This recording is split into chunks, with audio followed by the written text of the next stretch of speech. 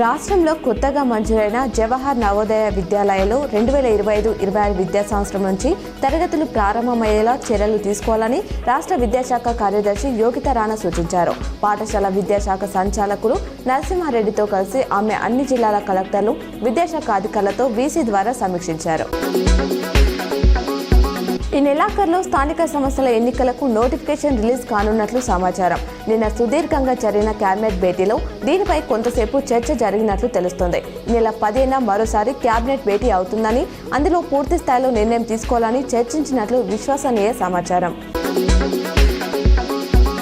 హైదరాబాద్లో మెట్రో రైలు విస్తరణకు కేబినెట్ ఆమోదం తెలిపింది. రూపాయలు 19,579 కోట్లతో 86.1 కిలోమీటర్ల మేర 3 రూట్లలో సెకండ్ ఫేజ్ మెట్రో నిర్మిస్తామని మంత్రి పొంగులేటి అన్నారు. కారిడార్ 1లో భాగంగా శంషాబాద్ ఎయిర్పోర్ట్ నుంచి ఫ్యూచర్ సిటీ వరకు 39.6 కిలోమీటర్లు, కారిడార్ 2లో భాగంగా జేబీఎస్ నుంచి మేడ్చల్ వరకు 24.5 కిలోమీటర్లు, కారిడార్ 3లో జేబీఎస్ నుంచి షమీర్పేట వరకు 22 కిలోమీటర్ల మేర మెట్రో మార్గాలను కేంద్రం సాయంతో నిర్మిస్తామన్నారు.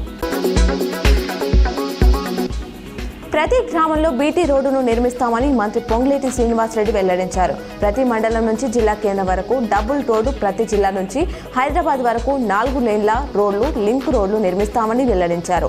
R&B కింద 5,190 కిలోమీటర్ల, పంచాయతీరాజ్ కింద 7,947 కిలోమీటర్ల మేర మొదటి విడతలో యుద్ధ ప్రతిపాదికన రోడ్లు నిర్మిస్తామన్నారు.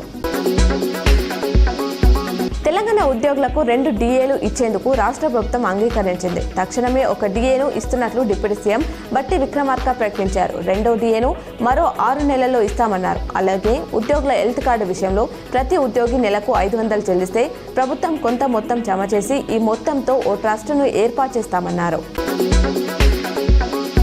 నిజామాబాద్ జిల్లాలో నూతనంగా ఏర్పడ్డ మండలాల్లో లైబ్రరీలు ఏర్పాటు చేయాలని ప్రజలు కోరుతున్నారని జిల్లా గ్రంథాలయ సంస్థ చైర్మన్ అంతరెడ్డి రాజారెడ్డి తెలంగాణ గ్రంథాలయ పరిషత్ చైర్మన్ డాక్టర్ రియాజ్కు వివరించారు. గురువారం హైదరాబాద్లో జరిగిన రాష్ట్ర స్థాయి జిల్లా గ్రంథాలయ సంస్థల చైర్మన్ల సమావేశంలో ఆయన పాల్గొన్నారు.